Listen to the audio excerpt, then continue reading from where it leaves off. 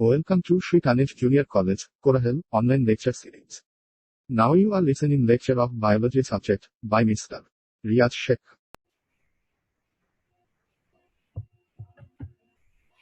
Hello everybody. From today we are starting the biology foundation course.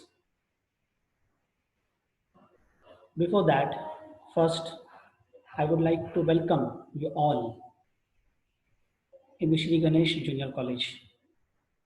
मी तुमच्या सर्वांचं Shri Ganesh junior कॉलेजतर्फे स्वागत करतो आणि आजपासून आपण बायोलॉजीचं ऑनलाईन लेक्चर सिरीजमध्ये फाउंडेशन कोर्स आपण सुरू करतोय आणि त्याचा हा आजचा आपला पहिला दिवस. सर्वप्रथम विद्यार्थी मित्रांनो, तुमच्यासमोर मी एक स्लाईडसुद्धा ओपन केलेली आहे. तर विद्यार्थी मित्रांनो, ह्या पहिल्या टॉपिकमध्ये आपण बायोलॉजीचं इंट्रोडक्शन पाहणार आहोत. Introduction to biology. बायोलॉजी काय असतं? मी तुम्हाला सुरुवातीला बायोलॉजी विषयी काही महत्त्वाच्या गोष्टी सांगू इच्छितो. बायोलॉजी हा जो विषय आहे तसा खूप सोपा, म्हणजे इतकं सोपा की जसं ड्रॉइंग तुमच्यासाठी स्कूल लेवलला सोपं होतं तसं बायोलॉजी हा विषय सोपा आहे. बायोलॉजी या विषयाचं बरंच काही बेसिक जे आहे तुम्ही 9वी-10वीमध्ये स्टडी केलेला आहात. म्हणजे मला असं म्हणावं लागेल की पहिलीपासून तुम्ही बायोलॉजी अभ्यासत आहात. तर बायोलॉजी हा खूपच सोपा विषय. बायोलॉजीमध्ये प्रॉब्लेम कुठे येतं तर टर्मिनॉलॉजीमध्ये येतं. म्हणजे टर्म्स थोडंसं समजण्यामध्ये किंवा ध्यानात राहण्यामध्ये आपल्याला प्रॉब्लेम निर्माण होतात. तर आपण जेव्हा तुम्ही श्री गणेशमध्ये ॲडमिशन घेतलेलं आहात तर या ठिकाणी आपण बायोलॉजी तुम्हाला खूप सोपं करून देणार आहोत. म्हणजे टर्मिनॉलॉजी सुद्धा तुम्हाला अवघड जाणार नाहीत, याची पूर्णपणे काळजी घेतली जाईल. चला तर मग आपण सुरुवात करूया या पहिल्या लेक्चरसाठी, इंट्रोडक्शन टू बायोलॉजी. तर या टॉपिकमध्ये तुम्ही सर्वप्रथम व्हॉट इज लाईफ आणि second thing what is biology ह्या दोन गोष्टी यामध्ये स्टडी करणार आहात. सर्वप्रथम व्हॉट इज लाईफ. प्रश्न हा पडलेला असेल मुलांनो की मी पहिलं कन्सेप्ट हा लाईफ का घेतलेला असावं. तर फॉर युअर काइंड इन्फॉर्मेशन, बायोलॉजीचं पहिलं जो वर्ड आहे तो बायो आहे and the meaning of bio is life. बायोचं जे मिनिंग आहे, अर्थ आहे, म्हणजे ते लाईफ आहे. म्हणून सुरुवातीला लाईफ का असतं ते पाहणं आपल्याला गरजेचं आहे. आता सिम्पली तुम्ही इयत्ता 7वीमध्ये इयत्ता 6वीमध्ये सुद्धा कॅरेक्टरिस्टिक्स ऑफ लिव्हिंग थिंग, काही मराठी मीडियमचे असतील तर त्यांनी सजीवांचे गुणधर्म हा टॉपिक अभ्यासलेला असाल. So in that characteristics you studied about growth, development, ज्याला आपण वाढ आणि विकास म्हणतो.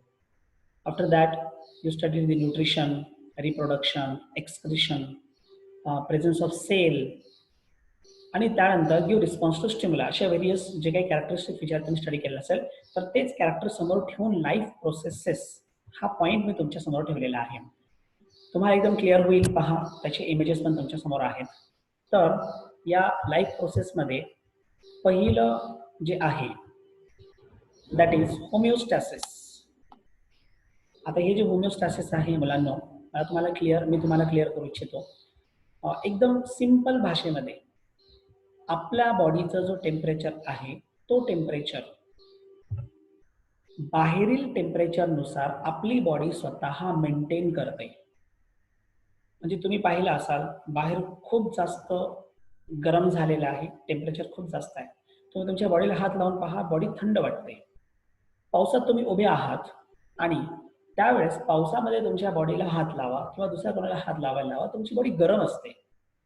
खरं तर एक्सटर्नल टेम्परेचर बदललेलं आहे, तुमच्या बॉडीचं टेम्परेचर बदललेला नाही. समजतंय मी तुम्हाला काय बोलतो इथे? याच माध्यमातून मी तुम्हाला होमिओस्टॅसिस काय आहे हे क्लिअर केलंय. इमेजमध्ये पहा, थर्मोमीटर दिसतोय तुम्हाला पुढे, टेम्परेचर कमी जास्त दिसतंय. होमिओस्टॅसिस समजतंय? होमिओस्टॅसिस, होमिओ म्हणजे सिमिलर, एक्सटर्नल आणि इंटरनल. बॉडी तुमची इंटरनल कंडिशन शो करते आणि एक्सटर्नल हे तुमचं एन्व्हायरमेंट आहे. मी तुम्हाला दोन्ही एक्झाम्पल सांगितले की एक्सटर्नली समर सीझन आहे, त्यावेळेस बॉडीला हात लावून पहा तर बॉडी तुमची काय वाटते, थंड वाटते. ऍक्च्युली बॉडीचं टेम्परेचर बदललेलं नाहीये तर एक्स्टर्नल टेम्परेचर, आणि अशा केसमध्ये तुमच्या बॉडीने काय केलंय, टेम्परेचर मेंटेन केलं आहे.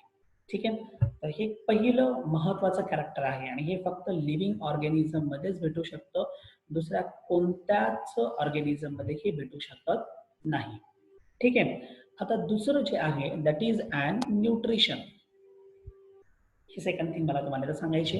आता nutrition, every living organism required the nutritious material for the purpose of their growth and development. सजीवांच्या वाढ आणि विकासासाठी महत्वाचं असलेलं ते आहे न्यूट्रिशन, खाद्य. तर हे जे खाद्य आहे वेगवेगळ्या फॉर्म मध्ये शकतं. इथे तुम्हाला ऍपलचं चित्र दिसतंय, तुम्ही पण बरंचसं काही खाता. तर प्रत्येक लिव्हिंग ऑर्गॅनिझम, आता तुम्ही म्हणशाल तुम्ही खाता, मग सेल काय करतं, प्लांट काय करतं. प्लांट तुम्ही पाहिलं असाल फोटोसिंथेसिस, म्हणजे लाईट घेतात आणि त्यांच्यासाठी लागणारं फूड मटेरियल तयार करतात. मग every organism require the nutrition. It is a second characteristics, it is a second most important life process. Third, that is transport. Third is and transport. Now transport. आता तुम्ही खाल्लेलं जो मटेरियल आहे, तुम्ही तोंडा वाटे घेता, तुम्हाला माहिती आहे डायजेशनमध्ये डायजेशन होतं डायजेशनद्वारे, आणि डायजेशन झाल्यानंतर तो जो फूड मटेरियल आहे तो फूड मटेरियल छोट्या छोट्या कॉम्पोनंटमध्ये कन्वर्ट होतो. आता हे जे छोटे छोटे कॉम्पोनंट जे आहेत ना, हे छोटे छोटे कॉम्पोनंट हे पोचवले जातात त्या ठिकाणी ज्या ठिकाणावरून तुमच्या बॉडीला एनर्जी भेटते. कशासाठी, तर तुमच्या बॉडीच्या ग्रोथ अँड डेव्हलपमेंट पर्पजेससाठी. ठीक आहे. मग हे मटेरियल एका ठिकाणावरून दुसऱ्या ठिकाणी ट्रान्सपोर्ट करणे, that is and transport. Plant सुद्धा अशाच पद्धतीने ट्रान्सपोर्ट करतात हा. Root get the water and transport it upward direction to every part of the plant. प्लांटच्या प्रत्येक पार्ट पर्यंत त्या पाण्याला ते घेऊन जातात. सिमिलरली लीफ फूड मटेरियल तयार करतात, ते रूट पर्यंत त्या फूड मटेरियलला घेऊन जातात, that is a transport. Now fourth one is a respiration. तुम्ही श्वासोच्छ्वास करता. ठीक आहे. रेस्पिरेशन म्हणजे पहा, तुम्ही आता 11वीला जात आहात, म्हणजे तुम्ही ज्युनियर कॉलेजला ऍडमिशन घेत आहात, तर मी एक प्रकारे बॉन्ड निर्माण करतोय तुमच्या 9वी 10वीच्या बेसिक पासून तर 11वी पर्यंत. रेस्पिरेशन तुम्ही स्टडी केलेला असाल, आता तुमच्या मनामध्ये पण येत असेल रेस्पिरेशन म्हणजे नेमकं काय. जस्ट त्याच्या ब्रिदिंग, श्वासोच्छ्वास, श्वास घेणे श्वास सोडणे, बरोबर. बट विद्यार्थी मित्रांनो, रेस्पिरेशन ऍक्च्युअल डेफिनेशन काय आहे. तुम्हाला माहित आहे ऑक्सिजन घेणे, कार्बन डायऑक्साईड सोडणे. ऍक्च्युअल रेस्पिरेशनची डेफिनेशन या दोघांच्या मध्ये आहे.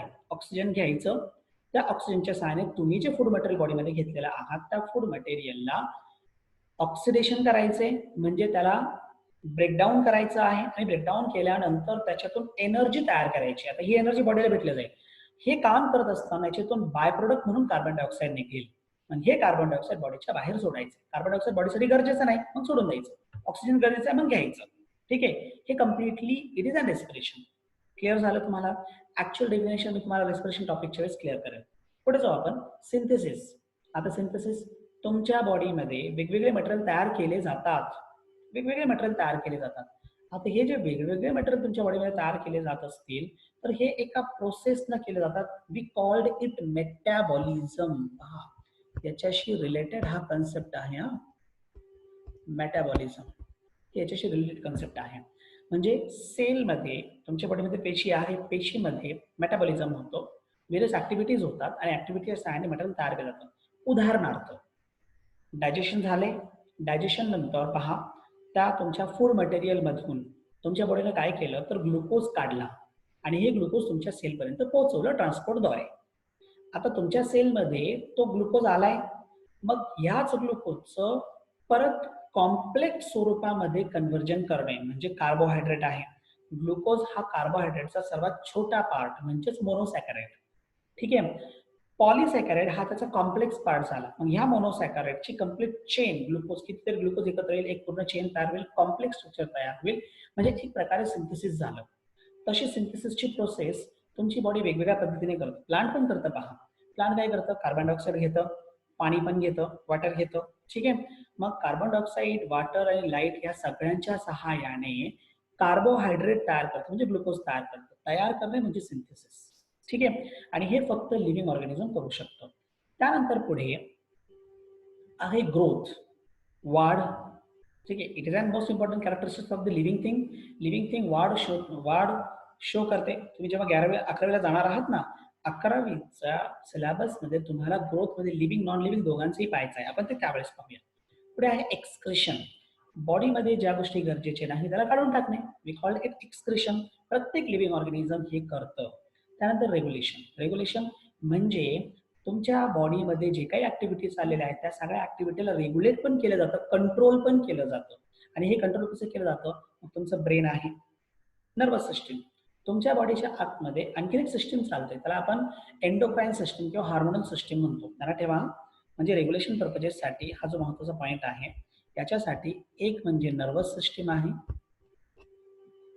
ठीक आहे, आणि दुसरं म्हणजे हार्मोनल सिस्टीम, त्याला आपण एंडोक्राईन सिस्टीम असं म्हणतो.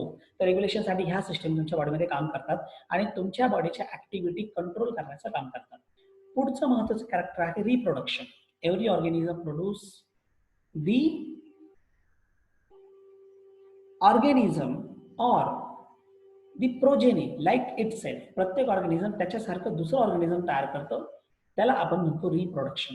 आणि हे लिव्हिंगचं कॅरेक्टरिस्टिक फीचर आहे. सगळ्या प्रकारचे लिव्हिंग भेटतं. आणि मेटाबॉलिझम, मी तुम्हाला वरती व्हेरियस कॅरेक्टरिस्टिक सांगत असताना मेटाबॉलिझम क्लिअर केलं. मेटाबॉलिझम करणं हे काम तुमच्या सेलचं आहे आणि सेलमध्ये मेटाबॉलिझम म्हणजे सिंथेसिस आणि ब्रेकडाऊन, कॅटाबॉलिझम आणि अनाबॉलिझम अशा दोन्ही प्रकारच्या ऍक्टिव्हिटी केल्या जातात. So these are all characteristic feature of the living organism. यामध्ये सर्वात महत्वाची कॅरेक्टरिस्टिक जी आहे ना, तर ती आहे होमिओस्टॅसिस. ठीक आहे. Second metabolism. हे दोन महत्वाचे आहेत जे फक्त लिव्हिंग मध्ये भेटतं, नॉन लिव्हिंग मध्ये भेटत नाही. या बेसिसवरती तुम्ही लाईफची डेफिनेशन तयार करू शकता. Living, the organism shows metabolism and can give response to stimuli, that is an homeostasis called as the living. ठीक आहे. पुढे जाऊया आपण विद्यार्थी मित्रांनो.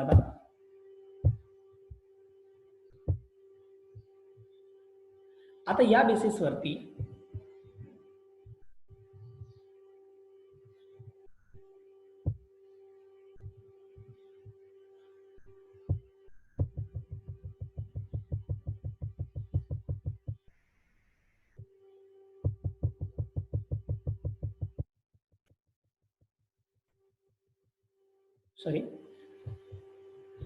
आता या बेसिसवरती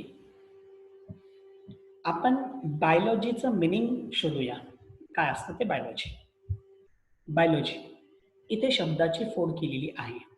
आता ह्या शब्दाची फोड कशी केली पहा.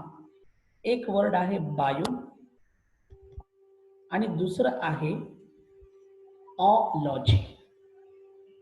ओ हा वर्ड मी काढून टाकतो, मी फक्त यल ठेवतो, बायो आणि लॉजी. तर हे दोन वर्ड पासून एक कन्सेप्ट तयार झालाय, बायो. सिम्पली हा ग्रीक वर्ड आहे आणि बायोचं मिनिंग होतं लाईफ. बायोचं मिनिंग काय होतं? लाईफ. लॉगस हाही ग्रीक वर्ड आहे आणि याचं मिनिंग होतं दॅट इज स्टडी ऑफ, किंवा आपण आणखीन एक मिनिंग काढूया, नॉलेज. ठीक आहे. सिम्पली यावरून आपली डेफिनेशन तयार होते, biology is the study of living things. ध्यानात राहील मुलांनो. काय आहे बायोलॉजी? रिमाइंड करा तुमच्या तुमच्या माइंडमध्ये. Biology is a study of living things. Biology is a study of living things. ठीक आहे. चला आपण पुढे जाऊया. आता हे जे बायोलॉजी आहे,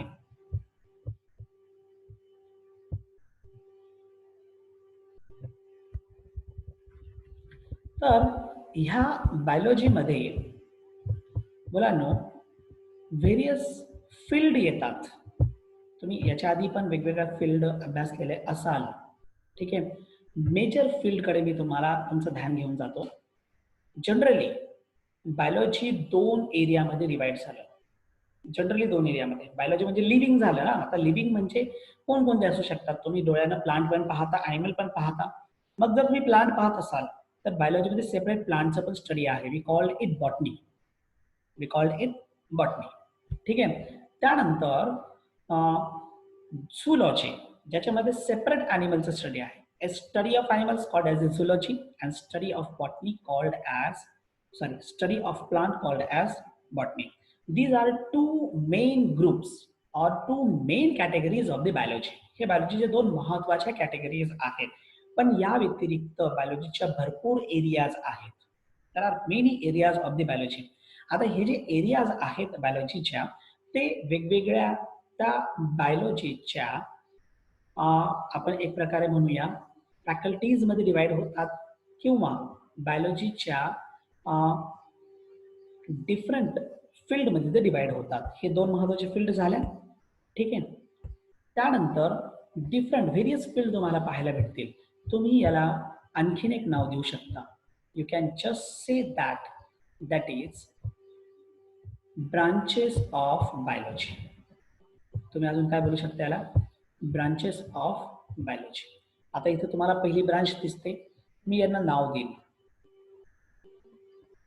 ब्रांचेस ऑफ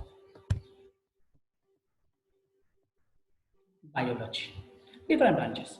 त्यामध्ये ही पहिली ब्रांच आहे दॅट इज ॲनाटॉमी. ठीक आहे.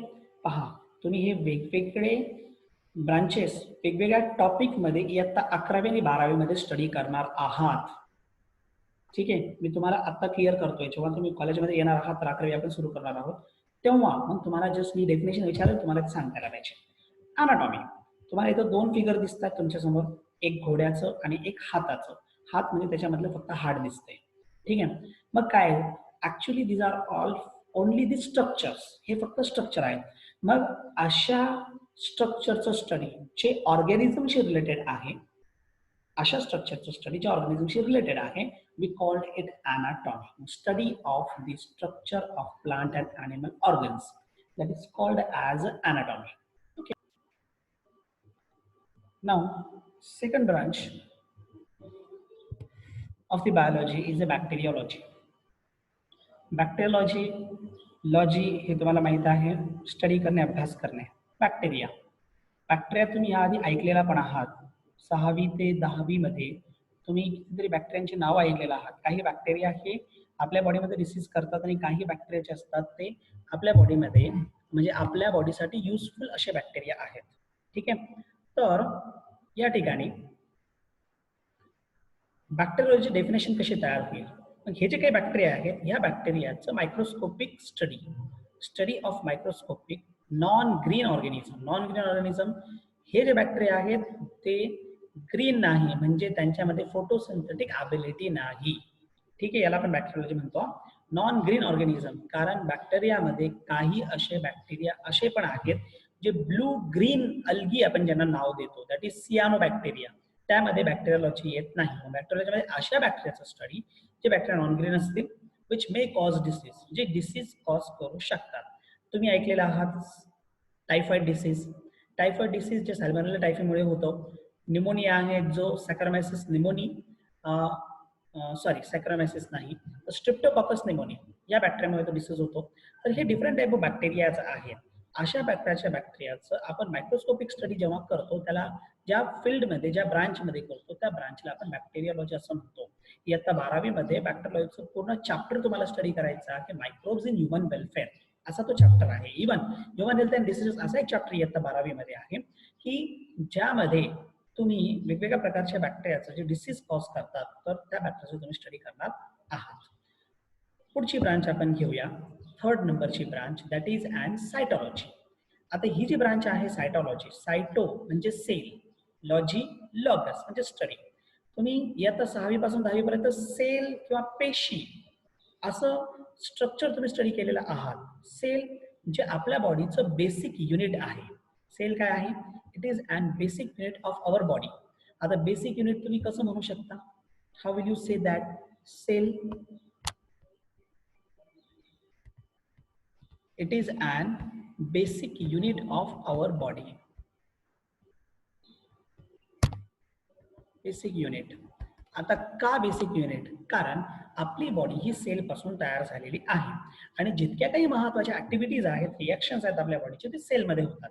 मग अशा सेलचं स्ट्रक्चर आणि त्याचं फंक्शन, त्याचे काय फायदे आहेत, हे स्टडी करण्याची जी ब्रांच असेल त्या ब्रांचला आपण सायटॉलॉजी असं म्हणतो.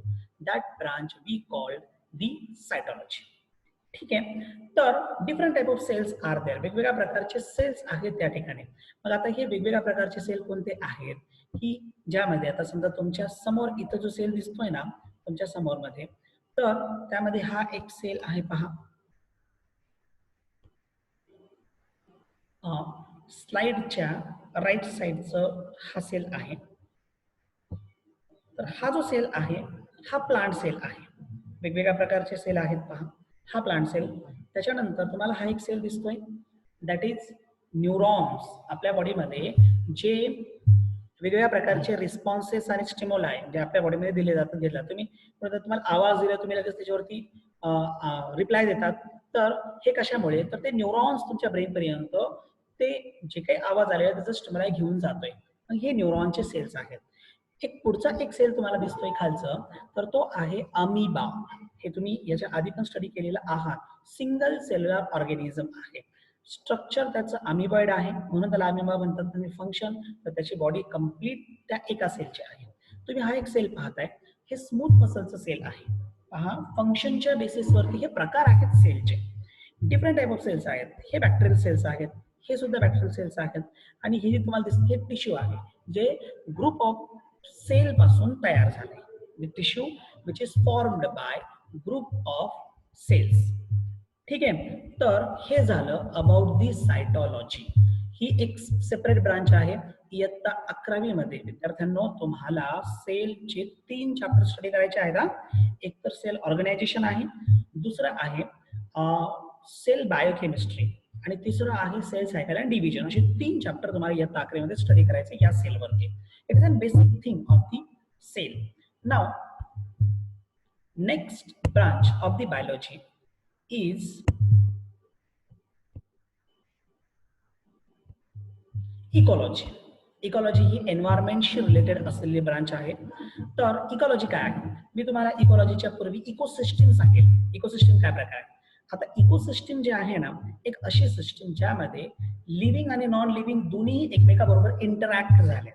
That is we called ecosystem. पहा, आता इंटरॅक्शन काय प्रकार आहे. इंटरॅक्शन काय प्रकार आहे. तुम्ही ऑक्सिजन घेता, oxygen is a non living आणि तुम्ही स्वतः लिव्हिंग आहात. झालं लिव्हिंग नॉन लिव्हिंगचं इंटरॅक्शन.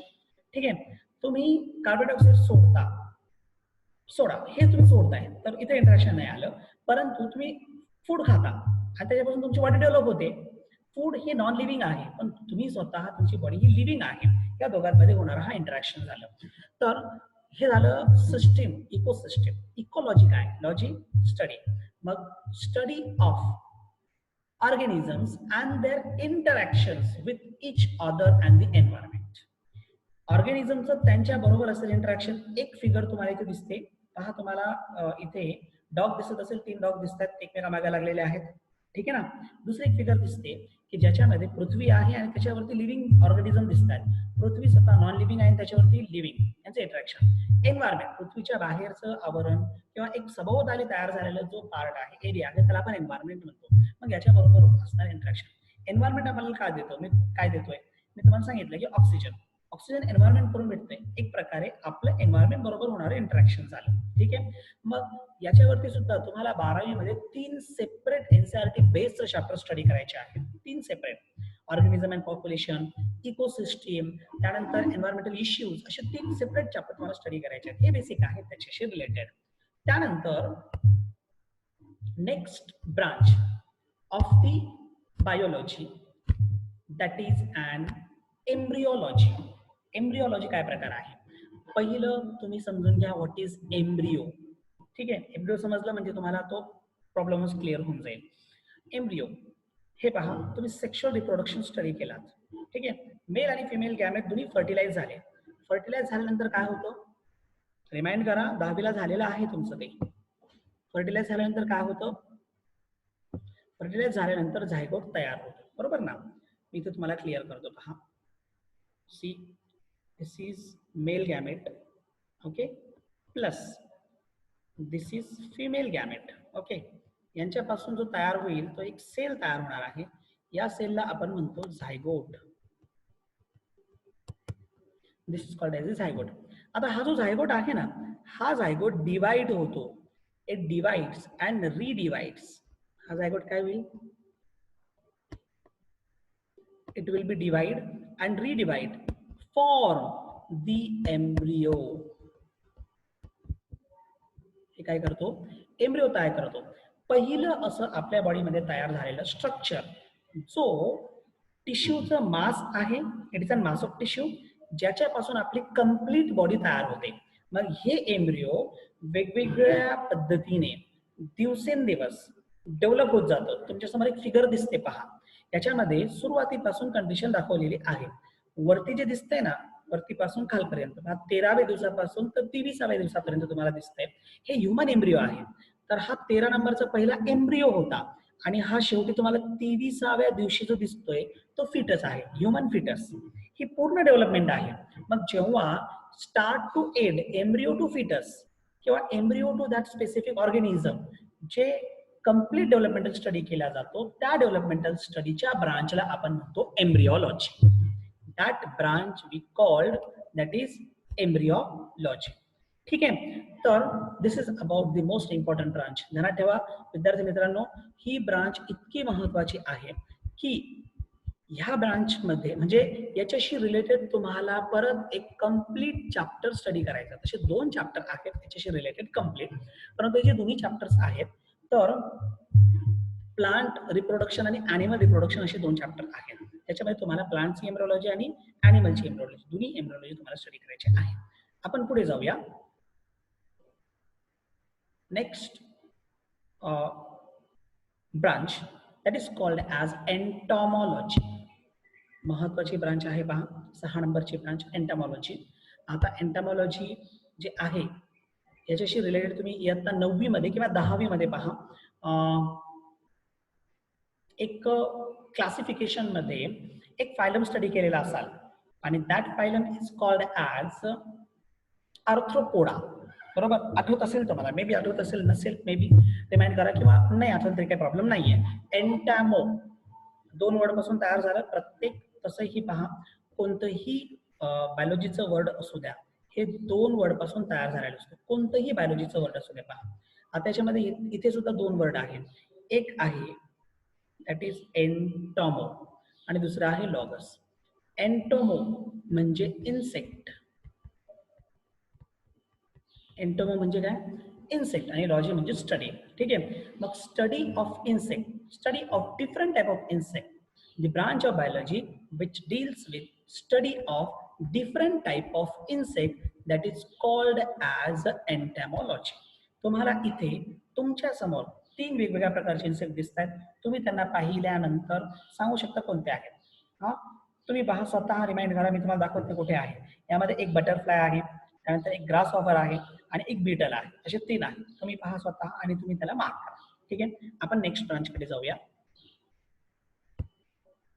हार्पेटॉलॉजी. तुम्हाला समोर जे फिगर दिसतात त्यावरूनच तुम्ही आता समजला असाल की हार्पेटॉलॉजी काय आहे. ठीक आहे ना. हार्पेट म्हणजे सरपटणारे. हार्पेट म्हणजे काय, हा जो एवढा पार्ट आहे ना, हार्पेट म्हणजे काय झाले, सरपटणारे, that is reptiles.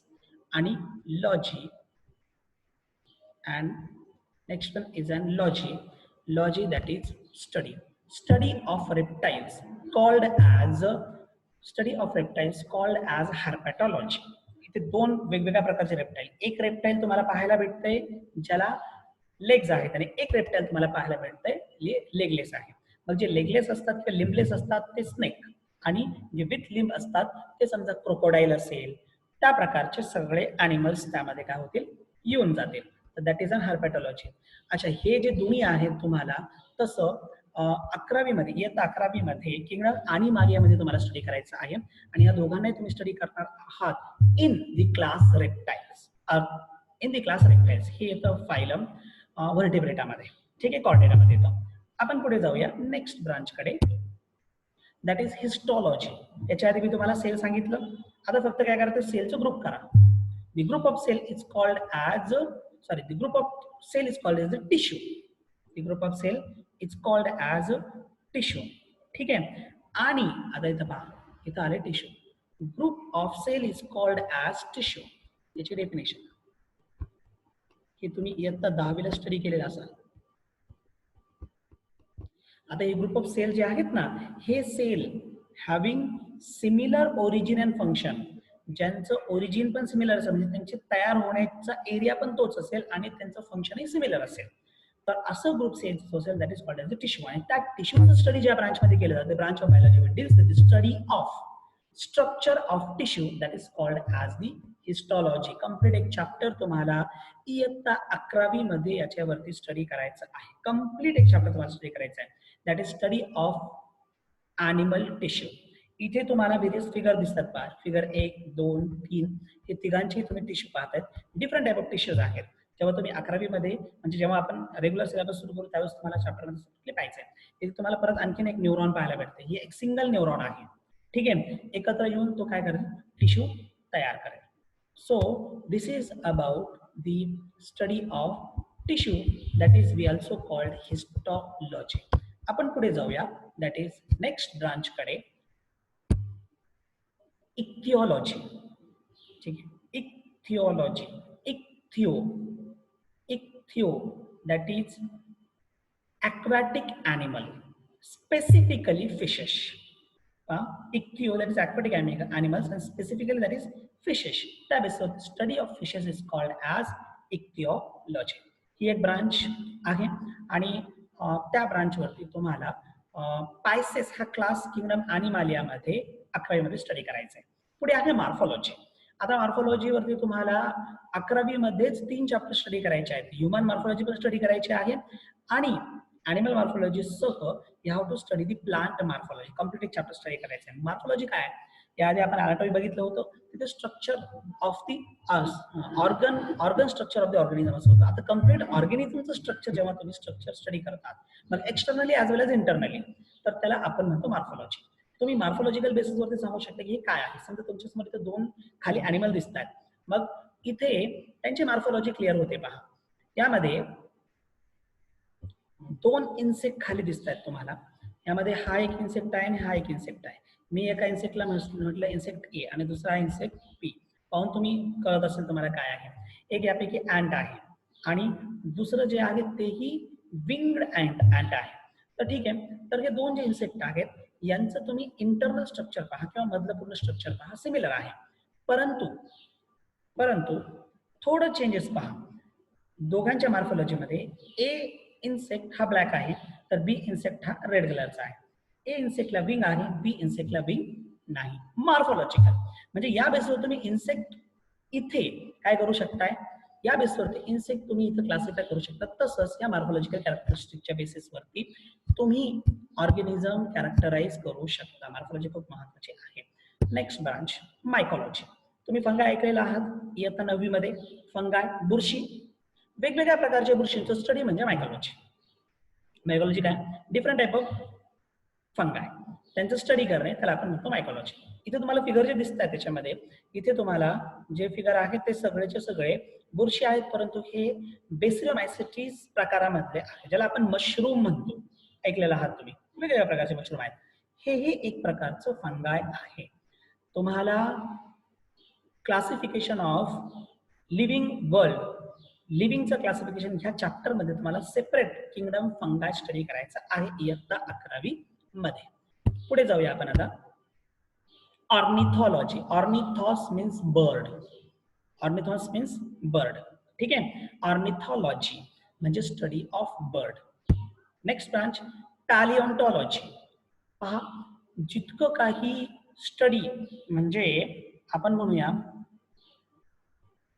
Evolutionary study, मागं कसं होतं आता कसं आहे, हे सगळं हे इव्होल्युशनरी जितके काही स्टडी आहे ते पॅलिओन्टॉलॉजी बेसिस होते. पॅलिओन्टॉलॉजी, पॅलिओन्टॉस काय आहे, पॅलिओन्टॉस हे जे आहेत ना एक स्पेसिफिक पिरियड आहे, म्हणजे हे हिस्ट्रीमध्ये असलेला पिरियड. मग तो जो पिरियड आहे तर त्यामध्ये त्या काळामध्ये काही ॲनिमल्स काही ऑर्गॅनिझम्स जिवंत होते, आता नाहीये. आता ते नाही. समजा डायनासोर्स पहा, डायनासोर्स तुम्ही ऐकता की होते, आता अवेलेबल नाही, एक्सटिंक्ट झाले. पण ते कसे होते हे तुम्ही कसं स्टडी करता, तर मग त्यांचे मार्क, साईन कोणत्या तरी रॉक वरती पडलेलं असेल, किंवा एखादं डायनासॉर त्याची ग्रेव, त्याचं ग्रेव आपल्याला भेटलेलं असेल, कबर आपण ज्याला म्हणतो, ज्याच्या आतमध्ये तो भेटलेला असेल, किंवा हा खाणणी करतात, खोदकाम करून खालपर्यंत सायंटिस्ट जातात आणि तिथे सुद्धा काही तुम्हाला हाडं भेटतात, सापळे भेटतात आणि त्या बेसिसवरती तुम्ही त्याच्यावरून एक स्ट्रक्चर तयार करता, त्याला एक नाव देऊन टाकता. तसंच आहे. मग अशा प्रकारचं स्टडी ज्या ब्रांचमध्ये केलं जातं त्याला आपण म्हणतो पॅलिओन्टॉलॉजी. सगळी इव्होल्युशन पॅलिओन्टॉलॉजीच्या बेसिसवरती आहे. ठीक आहे, एक complete chapter evolution, organism and origin आणि इव्हॉल्युशन असा एक चॅप्टर आहे 12वीला, तो तुम्हाला स्टडी करायचा आहे याच्या बेसिसवरती. पुढे जाऊया आपण पॅरासायटॉलॉजी. पॅरासाइट काय आहे? जे आपल्याला इफेक्ट करतात, डिसीज करतात, आपल्या बॉडीमध्ये एंटर होतात, आपल्या बॉडीचं मटेरियल खातात, ठीक आहे ना. तर पॅरासाइट दुसऱ्यावर अवलंबून असणारे त्याला आपण म्हणतो पॅरासाइट. मग आता इथं काही असे ऑर्गॅनिझम्स आहेत जे दुसऱ्यांकडून त्यांना लागणारं न्यूट्रिशियस मटेरियल घेतात. उदाहरणार्थ मॉस्किटो. मॉस्किटो काय करतो? आपल्या स्किनवरती बसतं. आपल्या स्किनवरती बसल्यानंतर काय करतं? त्यामध्ये असलेलं रक्त शोषून घेतो किंवा अब्झॉर्ब करून घेतो. याचा अर्थ काय झाला? तो आपल्यासाठी पॅरासाइट झाला. त्यानं त्याची स्वतःची भूक भागवली, पण आपल्याकडून घेतलं आणि आपल्यावरती इफेक्ट केला. मग अशा पॅरासाइटचं स्टडी ज्या ठिकाणी केलं जातं त्याला आपण म्हणतो parasitology. Study of organism which live and feed on or in the bodies of the organism. बॉडीच्या वरती असेल किंवा बॉडीच्या आतमध्ये असेल अशा organism study that is we called parasitology. Next branch that is pathology. पहा, डॉक्टरांकडे चेक केल्यानंतर डॉक्टर तुम्हाला काय म्हणतात? कधी कधी खूप मोठे डिसीज असेल तर काय म्हणतात? तुमचं रक्त लगेच चेक करावं लागेल, बरोबर. You have to test your blood or the urine, अशा पद्धतीने बोलतात. मग हे ज्या ब्रांचमध्ये केलं जातं त्याला म्हणतात पॅथॉलॉजी. मग त्या ब्रांचमध्ये काय केलं जातं? त्या ब्लडमध्ये किंवा युरिनमध्ये जे काही मायक्रो ऑर्गॅनिझम्स असतात त्या बेसिसवरती फाइंड आउट केलं जातं की डिसीज काय आहे. Study of diseases of organisms. ऑर्गॅनिझमच्या डिसीजेसचं स्टडी ज्या ब्रांचमध्ये केलं जातं त्या ब्रांचला आपण म्हणतो पॅथॉलॉजी. प्रत्येक हॉस्पिटलमध्ये असा एक डिपार्टमेंट सेपरेट असतो. फायकोलॉजी. फायकॉस अल्गी. अल्गी म्हणजे काय? शेवाळ. वेगवेगळ्या प्रकारचे तुमच्या समोर हे वेगवेगळ्या प्रकारचे शेवाळ दिसते पहा. वेगवेगळ्या प्रकारचे शेवाळ आहे.